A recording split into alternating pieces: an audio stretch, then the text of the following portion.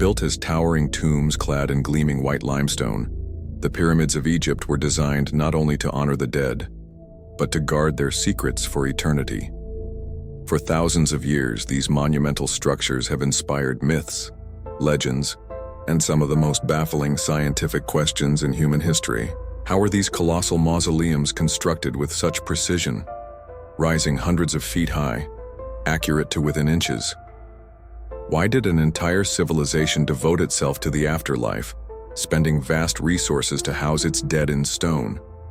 And who were the men who hauled over 2 million blocks, some weighing up to 50 tons without the aid of modern machines?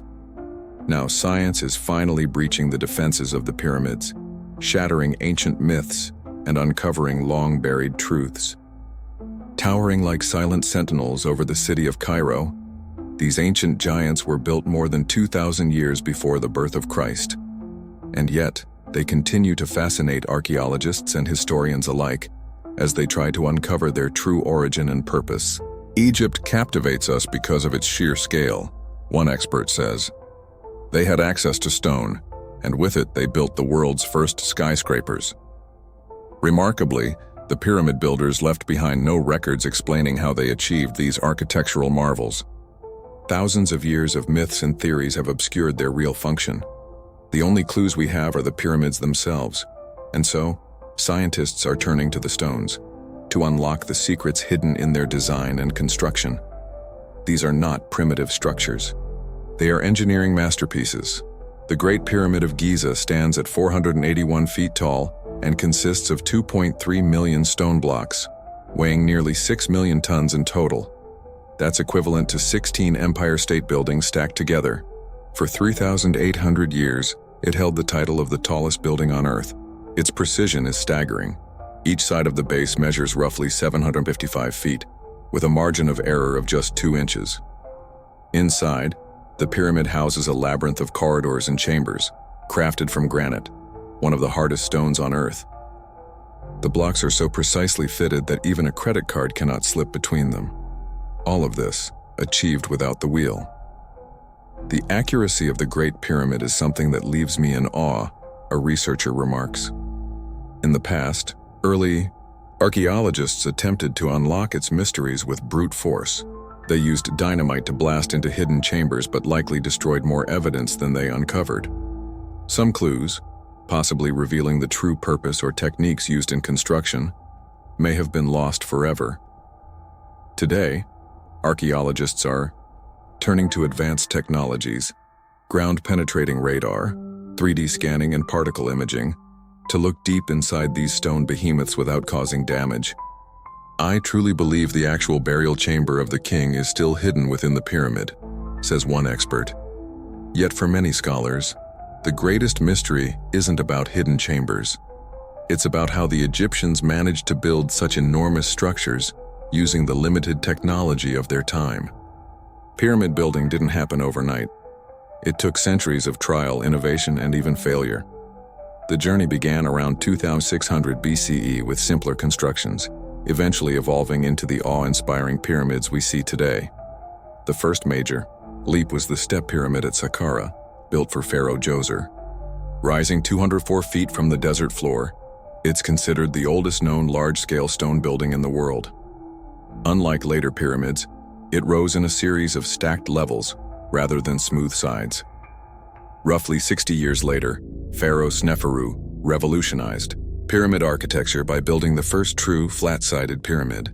His son Khufu, also known as Cheops, would go on to build the largest and most iconic, the Great Pyramid at Giza. Constructing these marvels began with a critical step: site selection. Builders had to ensure that the bedrock could support millions of tons of stone. Then came the challenge of perfect alignment. Each side of the Great Pyramid is aligned almost perfectly to the 4 cardinal points: north, south, east, and west. Today, we'd rely on GPS and laser instruments to achieve such precision. But the ancient Egyptians used nothing of the sort. So how did they do it? Some experts believe they used the stars. By observing the rotation of polar stars in the night sky, ancient astronomers could calculate true north. They may have constructed a semicircular wall to serve as a flat horizon, tracking where a chosen star rose and set. The midpoint between those positions would mark true north, allowing them to align the pyramid with remarkable accuracy. With only the sky as their guide and stone as their medium, the ancient Egyptians created one of the most enduring and mysterious achievements in human history. And yet, thousands of years later, we're only beginning to understand how they did it and why. The Great Pyramid was aligned with breathtaking accuracy. It is off true north by less than a 20th of a degree. Engineer and pyramid writer Robert Bovell has aligned modern buildings himself. He is astounded by the accuracy achieved by the ancient Egyptians. It beats me how they did it, and I've set out buildings with optical instruments, with the aid of cranes, to place the stones, and I sometimes don't get them that accurate, having calculated due north. The architects plotted out an alignment line that forms one side of the pyramid's footprint. They then marked out the remaining 3 sides using measuring rods and cords. With the plan of the pyramid now set, the engineers then carved a level base out of the bedrock to support the giant structure. A perfectly horizontal foundation was needed for a precise and stable pyramid. British engineer Dennis Stocks is an expert in ancient Egyptian construction techniques. His work has unraveled many of the histories of pyramid building. Modern foundations are leveled with lasers and spirit levels. Stocks believes that the Egyptians used water in order to get the pyramid base nice and flat and level. The ancient Egyptians used a channel, it's like this one here only. It would stretch all the way along 755 ft, the whole side of the pyramid, and then they would put some water in, and it would act as a kind of spirit level. All he has to do is follow the line of the water along it, and then he can be sure that the pyramid base will be truly level and truly horizontal. Stocks believes that such a water trench could have been built on a massive scale along the whole edge of the pyramid. In this way, the engineers could ensure the whole base was level. But to check that all too, 3 million blocks were kept level as the pyramid grew upwards.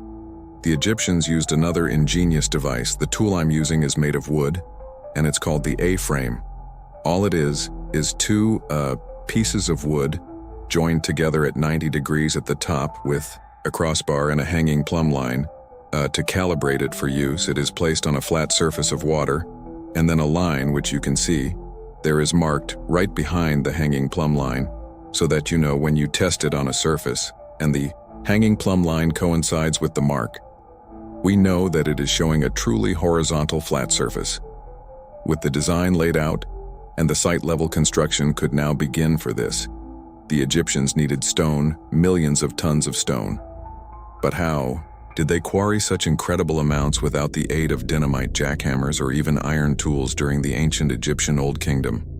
18 major pyramids were completed in a 500-year period. They contain 1/3 of a billion cubic feet of stone that had to be quarried, cut, and transported to the sites, even for modern engineering companies with modern technology.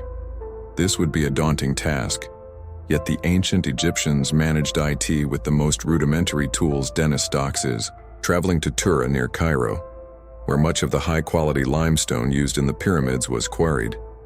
He believes the Egyptians cut this stone using a soft metal copper. Stocks has built replica copper chisels based on ancient artifacts found in Egypt. By using those, I feel that I am as close as I can get within the mind of ancient Egyptian workers and how they felt. But copper is a soft, malleable metal which bends and blunts easily. How can it be used to cut limestone now? The tools that I have in my hand at the moment are the first ones that the ancient craftsmen would use, and this one is a mallet, which is used to strike this copper tool, which is shaped into a chisel. And in order to do this, you lay the chisel against the stone at an angle, position the mallet, and then strike quite hard blows, and you will see big ch of stone coming away. That's all right for rough working. But we have another copper chisel which can be used for more finer working in order to get much less stone off at a time, but will bring the surface closer towards a surface which is totally flat. Stocks research shows that it's possible to carve limestone blocks using soft copper chisels, and it turns out that the Egyptians were the unwitting recipients of some good fortune. Detailed chemical analysis of ancient tools shows that Egyptian copper wasn't pure. It contained small traces of arsenic. By a lucky chance, this impurity holds the copper crystals together and actually makes this copper tougher than its pure form. This fluke of chemistry helped the Egyptian stonemasons quarry most of the 2.3 million limestone blocks in the Great Pyramid. The pyramids are mostly made of the relatively soft rock limestone, but the Egyptians also used a much tougher kind of stone granite. They used this hard, beautifully colored stone for the most important sections of the design, such as the king's chamber within the Great Pyramid, and copper chisels have absolutely no effect on this rock. Sophisticated modern quarrying tools can cut through granite, but the Egyptians had not even learned how to forge iron. Generations of archaeologists could not solve the puzzle of exactly how they cut these 50-ton granite blocks. But now experimental archaeology is beginning to explain the technological mystery. Dennis Dock thinks he has the answer. He believes the Egyptians did use copper saws, and not just ordinary saws. They didn't even have teeth. This material here is very hard granite, and to cut this you need a special tool, and this is a copper saw, but it's toothless. It's got no teeth at all, and you say, well, what's going to do the cutting? Well, it's sand, but it's the quartz crystals within the sand which embed themselves into the softer copper. And because the SOE's dragging those crystals backward and forth within the slot, that actually does the cutting, and slowly, bit by bit, the stone is cut right the way through. Quartz crystals in the sand are so hard that they gradually grind through the solid granite. But using these saws, the ancient Egyptians could only have cut granite at a rate of 2 cubic in an hour. It still would have taken 4 months to carve out the sarcophagus inside the Great Pyramid with soft copper and a cutting edge provided by arsenic and sand. The Egyptians cut vast quantities of rock.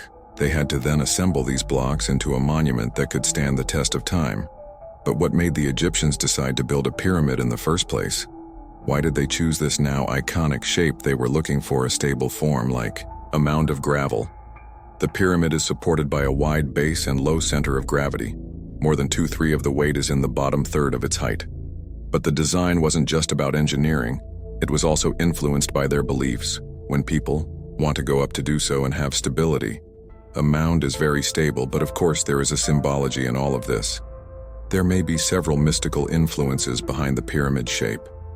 One explanation looks at the worship of a mystical stone known as the Ben stone. Nobody knows where this legendary stone originated.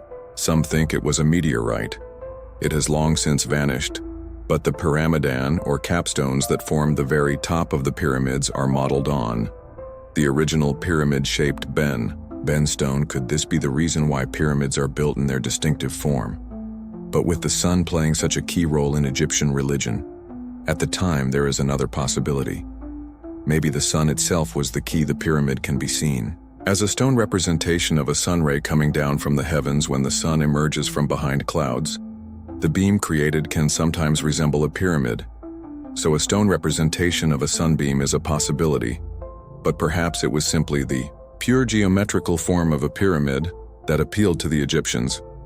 Ironically, the first pyramid, the step pyramid, didn't have smooth sloping sides.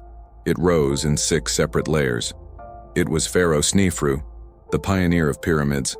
60 years after the step pyramid was built, who created the first smooth-sided true pyramid. This was a radical new concept, and its success would rest on a critical engineering decision. At what angle should the sides rise? The steeper the angle, the taller and heavier the pyramid would be. If they made it too steep, it might be too heavy for the foundations. SNR's architects settled on an angle of 55 degrees. At first things went well, but halfway through, construction cracks began to appear in the pyramid's internal chambers. According to a survey by Italian archaeologists Marolio and Rinaldi, the pyramid is built on soft slaty clay. Only the edges rest on a solid stone foundation as the pyramid rose. This soft core sank under the weight. The architects had to come up with an answer, or the pyramid might collapse. Construction stopped. Eventually, their dramatic solution changed the whole direction of the build. The architects decreased the angle of slope from 55 degrees to 43 degrees. This reduced the height of the pyramid by 100 ft and the weight by more than 400 tons.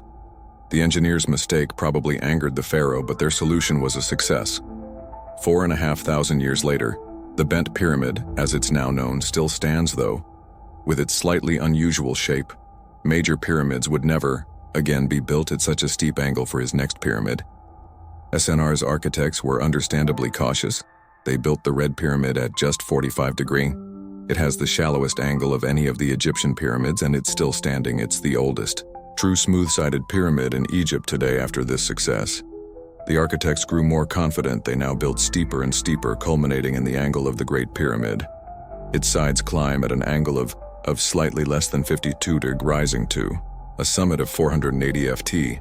But how did they manage to maneuver 2 and 1 2-ton blocks to such an incredible height without the crane or the block and tackle? It was a challenge to the ancient Egyptians and still remains a mystery to modern archaeologists. Egyptologist Mark Lehner has spent 30 years studying the pyramids hands-on. My approach to the question was, where are the quarries? What kind of a ramp can you get from the quarry to the pyramid in a functional slope, Lehner? And almost all Egyptologists believe that some kind of ramp was used to raise the stone blocks. The type of ramp remains a mystery. Did they approach the pyramid straight on, zigzag up one side, or spiral around it? It's not a problem that's been totally solved, and I've given my suggestions. I've tried to base them in the landscape, but a lot of it is still inference because the ramps were dismantled. Once the pyramid was complete, only fragments of evidence are available to archaeologists. But it was ramps and sheer muscle power that allowed millions of blocks to reach the summit. Once in position, the builders faced a new task. The blocks had to be fitted together. Surprisingly, in such a precise build, a large proportion of the internal stones were just roughly finished. The gaps between them were filled with rubble, and gypsum mortar in between the blocks were stuff, lots of limestone chippings mixed with a huge dollops of mortar, and it's set just like modern concrete. But every stone that would be visible when the build was completed was placed with amazing precision in the Great Pyramid. The blocks of the burial chamber fit precisely. The sides of these blocks had to be almost perfectly flat to make these astonishing joints. This precision engineering was achieved using the most rudimentary of tools. Yes, we'll use this rods and string tool in order to find out whether the surface is truly flat, and by using a third rod, which is the same length as the other 2 rods, joined by the string, which is now pulled very taut, we can see if it just slips under. Now we've got a bit of a high spot there. Now in ancient times they would mark that simply by putting some red oak on, just to remind the workers where to go to, and check along the length of the string. The ancient mason would use the rods and string to spot imperfections, and then mark them with red ochre to show where more work was needed, using 2 further tools. This one being a flint scraper, and this one being a sandstone rubber. Now we can use the marks as a guide to scrape away the high point like so, and it's obvious that as you scrape, the mark disappears, and with it, of course, the high spot. This same technique was also used in the fin stage of construction. The rough internal blocks were covered with an outer casing of perfectly smooth stone. This was carved from the highest grade limestone and had to be carried across the Nile to the pyramid site. With this polished casing, the pyramid would have shown dazzling white in the Egyptian sun. But when the pyramids were newly encased in this special limestone, they must have been blinding in the sun like newly fallen snow. To achieve this, every casing stone was cut to sit perfectly with its neighbors when complete. The Great Pyramid of Giza was covered with thousands of these facing stones. Sadly, they have long vanished, taken to build the mosques and castles of Cairo, but facing stones can still be seen on the cap of CFR's pyramid. Even with all the Egyptian skills and tools, building the pyramids was still an incredibly hard task, requiring millions of man-hours to complete. Legend has long suggested that the pyramids were built by armies of slaves. The legends are wrong. Forensic archaeological discoveries are now putting a face on the people who really built the pyramids. The building of the pyramids was an enormous construction project requiring incredible manpower resources. Ancient histories tell of 100 men laboring on the Great Pyramid for 20 years. Modern experts believe 25,000 workers is a more realistic estimate. The job was completed during Pharaoh Khufu's 23-year reign. The workers would have put in over 250 million man-hours. Ancient Egypt was a rich land. But for such a MTH undertaking, the builders would have had to source materials from across the whole country. The vast granite blocks had to be floated 600 m down the Nile from the quarries at Aswan. Keeping a pyramid build on track was a logistical nightmare that would test even a modern engineering firm. Engineer Craig Smith has overseen vast construction sites and has analyzed how a pyramid build might operate. You don't have cell phones, you don't Have pagers, you don't have laptop computers, you have millions of pieces of material that have to arrive at the right point in time. Egyptian communications depended upon papyrus and foot messengers, yet they kept track of thousands of workers and countless millions of pieces of raw material. A present-day pyramid builder would have all the benefits of modern technology available to them, where the Egyptians probably relied on the stars. To align the pyramids, we would use lasers. Where the Egyptians used simple ramps, we would use giant tower cranes to raise the blocks today. Motorized vehicles would transport building materials to the site. All the Egyptians had was muscle power and slow-moving boats. Craig Smith has calculated the cost of building a Great Pyramid in today's money. If you did it with limestone, it'd be about $4 billion and would take about 4 years. That's considerably less than the 23 years it's estimated it took to build the Great Pyramid, but we should not underestimate the scale of their achievement. The ancient Egyptian craftsmen would have had to place a block every 2 minutes, 270 blocks every single day for 23 years. And on top of its sheer scale, the pyramid was built to last for all eternity. We haven't built anything of that scale in recent times that probably has any likelihood of lasting 500 years. The Great Pyramid alone was a triumph of human ingenuity. But amazingly, the Egyptians built another 17 major pyramids. This pyramid-building epic spanned 5 centuries and was perhaps the greatest construction project of all time. These pyramids are known by the names of the pharaohs who commissioned them, but the identity of the actual people who built them has long remained a mystery. Until now, it was thought that the pharaoh would never have forced his own people to toil for, year after year, constructing the pyramids. Instead, it was believed that they were built using slave labor, possibly the Israelites. In recent years, archaeologists have excavated the areas around the Giza pyramids. Their finds have radically changed the theories on who built the pyramids. Renowned Egyptologist Dr. Zahi Hawass has discovered the tombs of the actual pyramid builders. Dr. Hawass was surprised at the elaborate nature of these tombs. They do not look like humble burial grounds for slaves. If the people who built the pyramids were slaves, they will never be buried in the shadow of the pyramid. If they were slaves, they will never prepare their tombs for eternity. Like kings and queens, Dr. Haas's work is finally letting us see pyramid construction from the worker's perspective. Before our discovery, you know a lot about kings and queens, but you know nothing about the people who really worked in building the pyramid, but who were the actual workers. The answer comes from the new science of forensic Egyptology. Egyptologist Rosalie David works with biologists and artists who reconstruct the lives of the men who built the pyramids. CAT scans and 3D imaging resurrects faces of the ancient Egyptians from mummified skulls. This is the reconstructed face of an Egyptian who lived thousands of years ago. You do get a sense of the character of the person.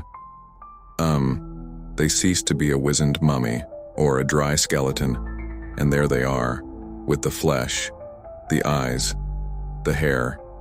You're looking at somebody who could be alive today.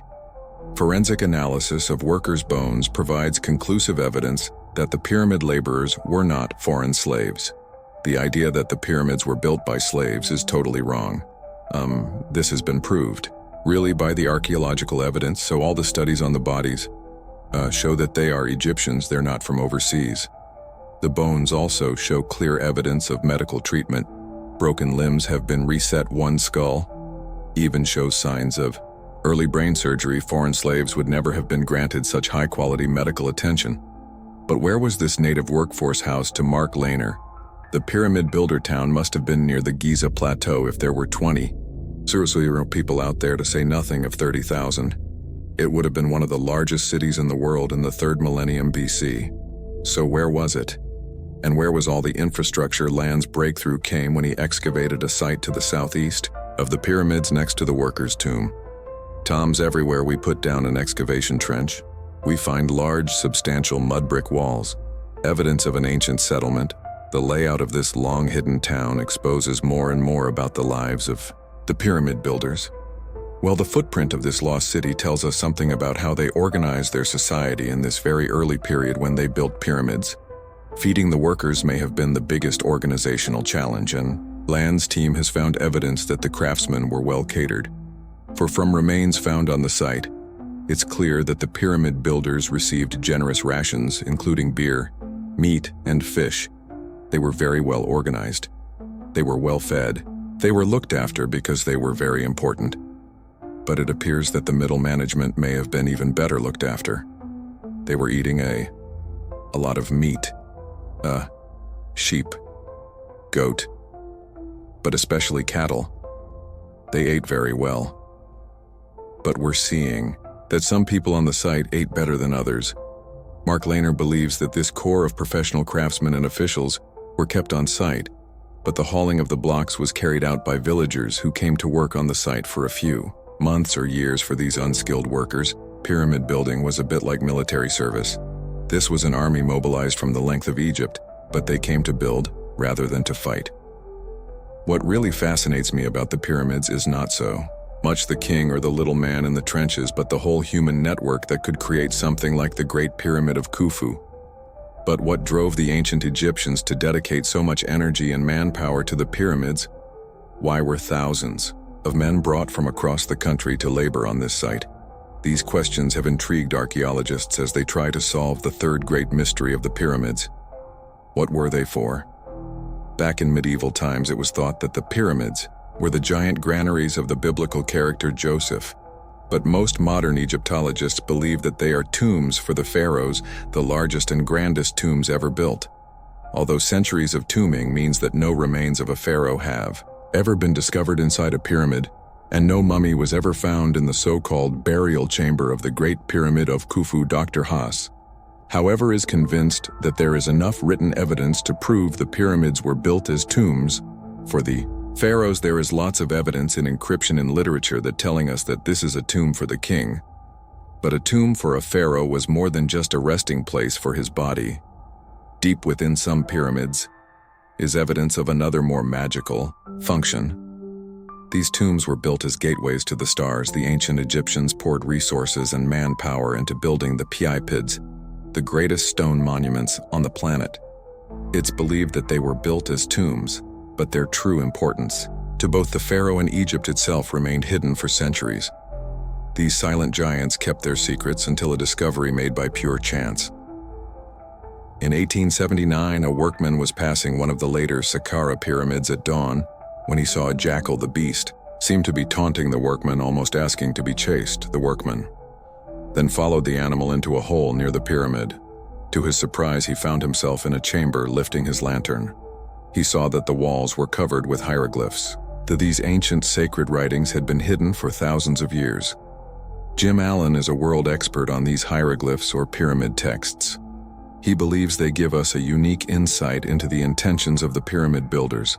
They are the oldest religious texts known from Egypt, which makes them one of the oldest bodies of religious texts in the world.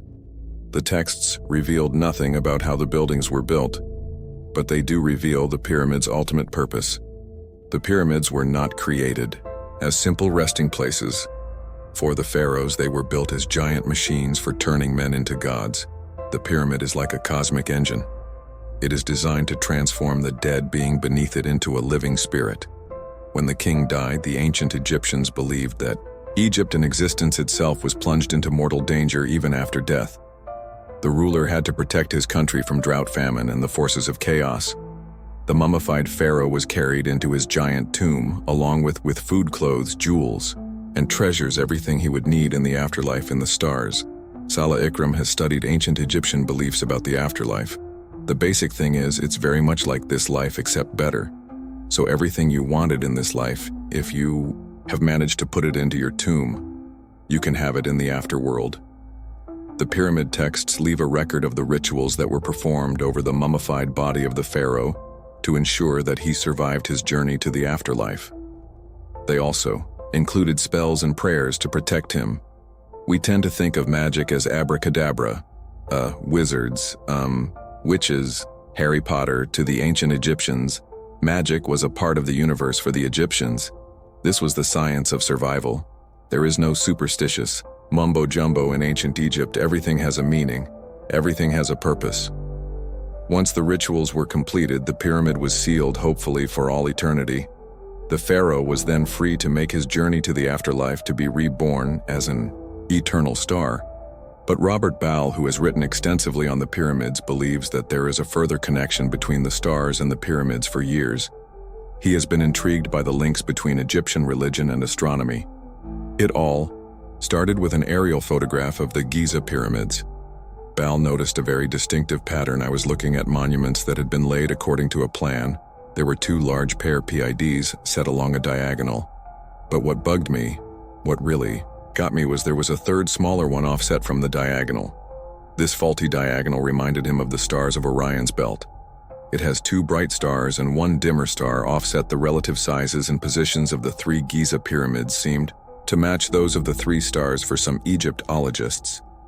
Ball's theory is just a coincidence. If you look at the stars in the Orion constellations, you'll find that they do not fit with all the All-Kingdom pyramids at all.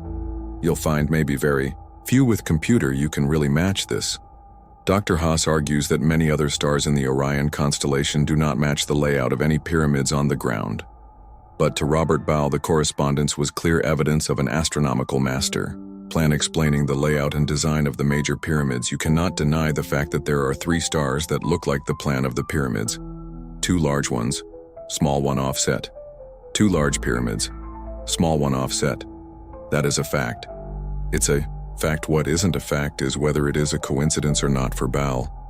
There is another piece of compelling evidence within the overall design of the pyramids that backs his astronomical theory. There are 4 narrow shafts built into the structure of the Great Pyramid. Just 8 in wide, they climb upwards through the solid stone interior from the king's and queen's chambers toward the surface for over 200 ft. They were carefully built into each layer of stones as the pyramid rose. These stone shafts may hold clues to some of the last remaining mysteries of the pyramids. Originally, it was thought that the shafts were designed as air vents to bring fresh air into the pyramid for the workers toiling inside. However, for Ball, these shafts are far more significant. As he examined their orientation, he felt he was cracking a secret code, a code built into the very structure of the pyramid. But it was exciting to realize that I was beginning to listen to the silent language of the pyramid. Bovell believes each of the 4 shafts running through the Great Pyramid is built to point directly toward a major star. What's more, each of these stars is critically important in the ancient Egyptian religion. One of the southern shafts points towards Sirius, the counterpart of the goddess Isis, while the other points to Alnitak, one of the stars in Orion's belt. This constellation was the heavenly equivalent of Osiris, the Egyptian god of death and resurrection. The star shafts may be aligned this way to help the spirit of the pharaoh ascend to heaven, to join the god Osiris and become a star alongside him. For Ball, this realization was like solving an ancient riddle. So we have a kind of language, if you like. I call it ASOG. The pyramid speaks through its architecture and through its symbolic astronomy. Although Ball's theory is totally rejected by some Egyptologists, other mysteries and rumors still surround the shafts. Dr. Haas believes that they may lead to unseen treasure within the pyramid's core.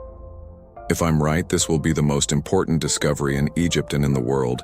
The Great Pyramid at Giza contains a complex of shafts and chambers. Researchers have already discovered 3 possible AAL chambers, linked by corridors including the magnificent Grand Gallery. But in recent years, interest has focused on 4 mysterious shafts that run from the king and queen's chambers toward the surface. These narrow channels are surrounded by rumors of hidden chambers and astrological links. In the 1980s, a French team studied the structure of the Great Pyramid using microgravimetric techniques which detect variations in the density of objects. Their study identified several areas of differing density, suggesting that there may be undiscovered chambers near the top of the pyramid. In 1993, Dr. Zahi Haas worked with a German robotics team to explore the shafts in the Queen's chamber. What they discovered rocked Egyptology. After 200 ft exactly, the robot was stopped in front of a door with 2 copper handles. The southern shaft was sealed by a solid limestone slab, which blocked the robot exploring further. In 2002, a different team went back with a more advanced robot. It carried drilling equipment designed to cut through the limestone panel. Remote sensing techniques, similar to those used to find earthquake survivors, had revealed that the slab was only 3 in deep. The robot climbed up the narrow shaft and drilled a small hole just big enough for a tiny camera to pass through. What the camera revealed was totally unexpected. Another limestone door across the shaft. For some observers, it was a bitter disappointment, but for Dr. Haas, this was still an important find. We are not looking for the doors of Alibaba and the 40 thieves. We are looking for archaeology. Then anything that you discover inside the pyramid. It's a major discovery behind this. Second door is a region of the pyramid unseen for over 4,500 years.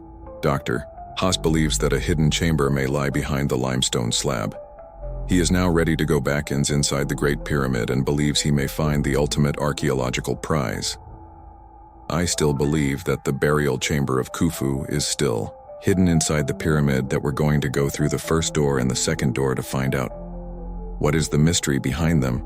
If Dr. Haas uncovers the tomb, it could be the greatest find ever, greater even than the discovery of the tomb of King Tut. Here may lie the last mystery of the pyramids, the final resting place of Khufu, one of the greatest of pharaohs, sealed since the day when the pyramid was finally completed and stood gleaming in the desert sun.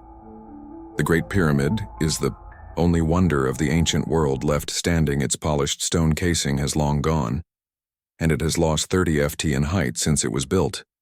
But even at that rate, it might take another 65 or 0 years before it disappears from the skyline. The pyramids stand as a testament to the extraordinary skills of the people who built them. They tower over history itself, truly among the greatest achievements of mankind. Past and present they stand, there against all the odds after thousands of years, and they trumpet immortality. As the ancient Arab proverb says, man fears time, yet time fears the pyramids.